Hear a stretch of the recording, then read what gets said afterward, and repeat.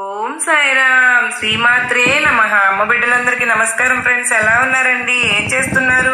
అందరూ బాగున్నారు కదూ?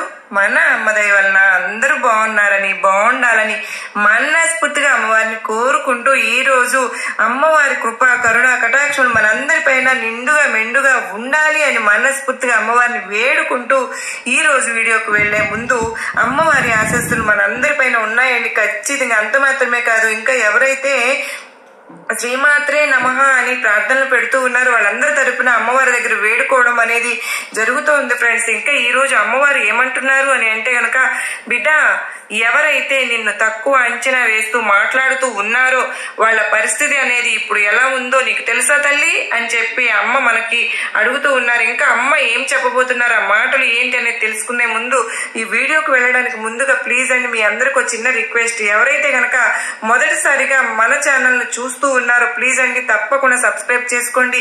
అలాగే మీకు ఈ వీడియో నచ్చినట్లయితే ఒక చిన్న లైక్ ఇచ్చి సపోర్ట్ చేయండి.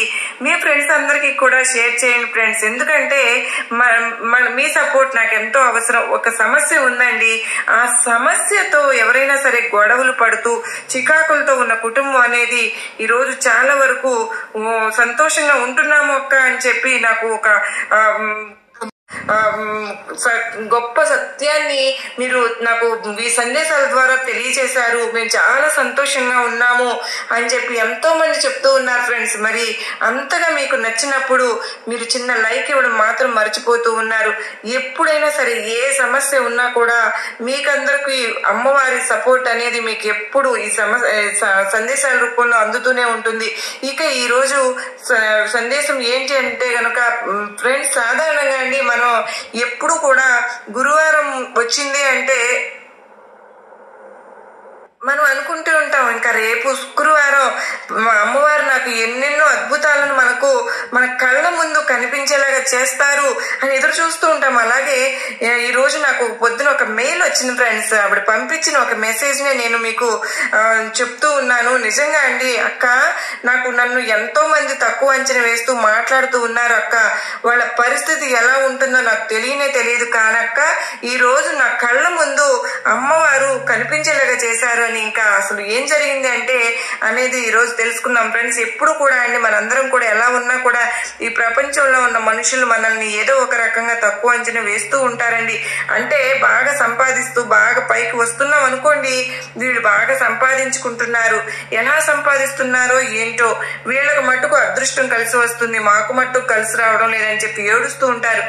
వాళ్ళ దిష్టి అనేది మన ముందు సంపాదించలే కష్టపడుతూ ఉన్న సమయంలో కూడా మనకు ఓదార్పుని ఇవ్వడం మట్టుకు ఇవ్వకుండా వాళ్ళు ఏం చేస్తారు అని అంటే కనుక వాళ్ళ మాటలతోటి మనల్ని ఇంకా గాయపరచడానికి ప్రయత్నిస్తూ ఉంటారు కదండి.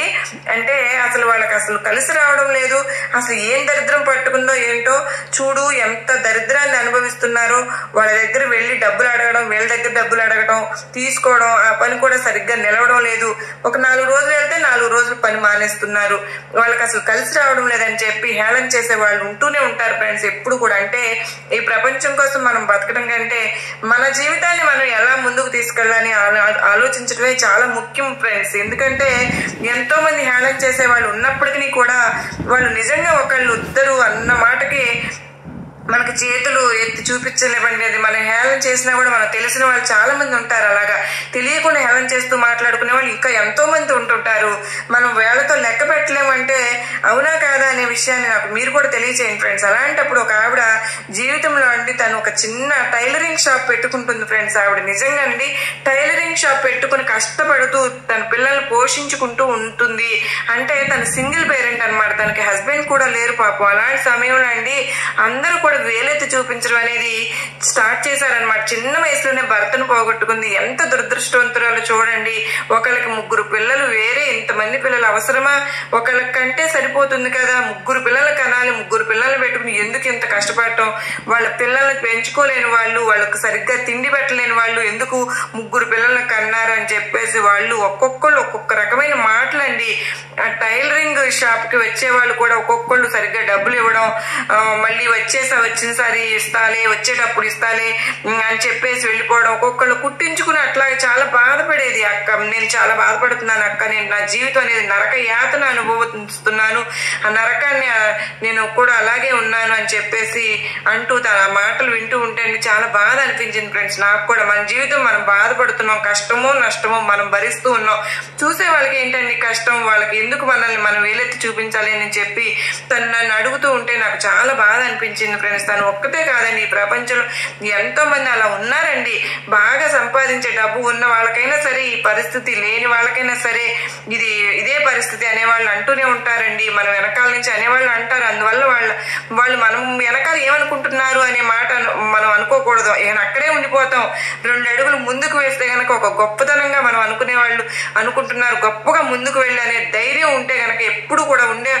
అందువల్ల మాటలు మనం పట్టించుకోవాల్సిన అవసరం లేదు ఫ్రెండ్స్. ఏదైతే అనుకొని మన పిల్లలు బతుకుని మనం చూసుకోవాలి అని చెప్పి తను కష్టపడుతూ రేయింపగళ్ళు కూడా కష్టపడుతూ మిషన్ కుట్టుకుంటూ తన 3 పిల్లల్ని కూడా తన కాళ్ళ మీద తన మీద చదివించుకుని ఆ పిల్లలు కొంచెం పెద్దవాళ్ళు అయ్యి వాళ్ళు ఉద్యోగాలకు వెళ్ళేంత వరకు కూడా తను ఎంత కష్టపడితే ఆ పరిస్థితిని తీసుకురాగలిగిందండి.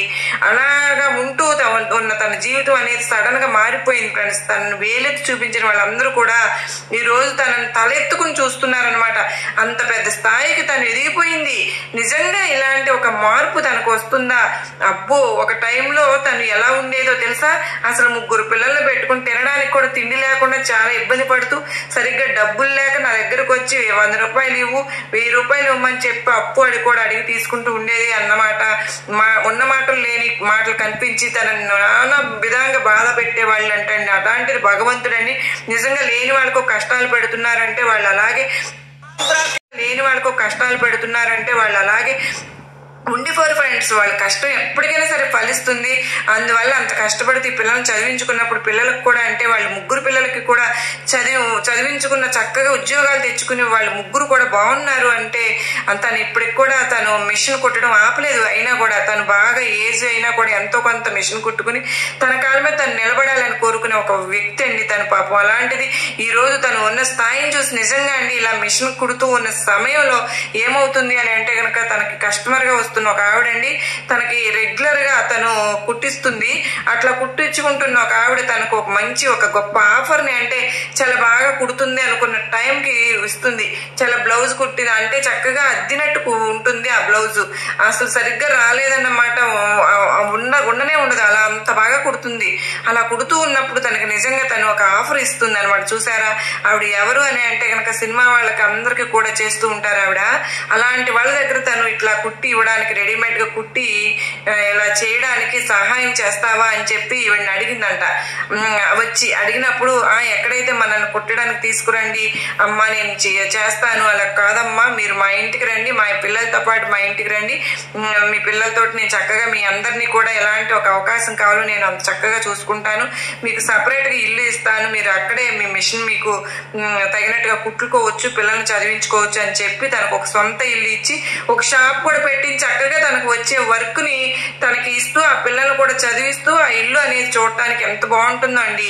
వాళ్ళకి అన్ని లాభాలు ఉంటాయన్నమాట. కనుక తనకు కూడా అలాంటి గొప్ప ఆఫర్ ని ఇవ్వగలిగింది అన్నమాట. అలా ఇచ్చినప్పుడు చూసే జనాలండి ముందంతా కూడా అయ్యో మిషన్ కుట్టుకుంటుందే లేదే అని చెప్పి హేళన చేసేవాళ్ళు, చులకన చేసేవాళ్ళు ఈ రోజు గొప్ప స్థాయికి వెళ్ళి వాళ్ళు ఒక ఇల్లుకు ఇచ్చారు.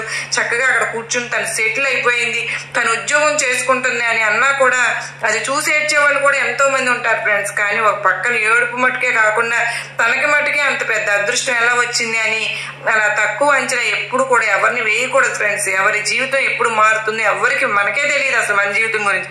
అందువల్ల అలా ఏడుస్తూ ఉన్నవాళ్ళు అలా ఏడుస్తూనే ఉంటారు, అలాగే ఉండిపోతారు, వాళ్ళ పరిస్థితి అలాగే ఉండిపోతుంది. అందువల్ల కష్టపడే వాళ్ళని నువ్వు ఒక 10 రూపాయలు సహాయం చేయలేకపోయినా కూడా వాళ్ళని ఒక మాట అనకుండా ఉంటే చాలు అని చెప్పి మనకు అమ్మవారు చెప్తూ ఉంటారు ఫ్రెండ్స్. అలాగే ఎప్పుడు కూడా అండి తను అనుకుంటే అనుకున్నారులే అని చెప్పేసి ఎవరి మాటలు పెద్దగా పట్టించుకునేది కాదు తను. అందువల్లే తను ఈ స్థాయికి రాగలిగింది. హేళన చేసిన వాళ్ళందరూ కూడా తను కాకపోతే ఇంకొకరు చేసుకుంటూ పోతూ ఉన్నారు.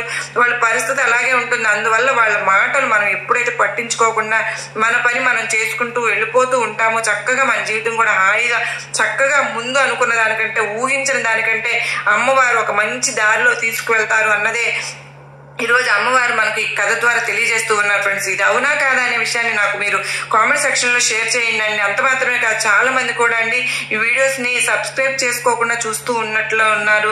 మీరు ఎవరైతే కనుక అలా షేర్ చేయాలని అనుకుంటున్నారో వాళ్ళందరికీ కూడా మీ వాట్సాప్ గ్రూపుల్లోనూ ఇన్స్టాగ్రామ్ లో కూడా మీ ఫ్రెండ్స్ అందరికీ కూడా షేర్ చేయండి ఫ్రెండ్స్. వాళ్ళందరూ చేసే లైక్ల వల్ల మనకు ఇంకాస్త మంచి మంచి స్టోరీస్ అనేది, మంచి మంచి కథలు అనేది, అమ్మవారు చెప్పే మాటలను, మన అమ్మవారి గుడిలో జరిగే అభిషేకాలను, విషయాలన్నీ కూడా మనం తెలియజేయగలుగుతూ ఉంటున్నాము.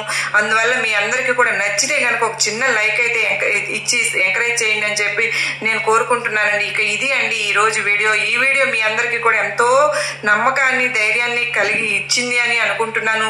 ఉపయోగపడిందని కూడా అనుకుంటున్నాను. ఉపయోగపడినది అనుకున్న వాళ్ళు ప్లీజ్ అండి తప్పకుండా చిన్న లైక్ ఇచ్చి సపోర్ట్ చేయండి. అలాగే వీడియోని మరికొంతమందికి షేర్ చేయండి. మళ్ళా మరో చక్కని అమ్మవారి సందేశంతో మరలా మీ ముందుంటాను ఫ్రెండ్స్. అంతవరకు నమస్కారం అండి. ఓం సాయిరామ్. శ్రీమాత్రే నమః. సర్వే జన సుఖినో భవంతు. జై దుర్గా మాతకు జై. మరి మనందరము కూడా శ్రీమాత్రే నమః అని కామెంట్ చేద్దామా?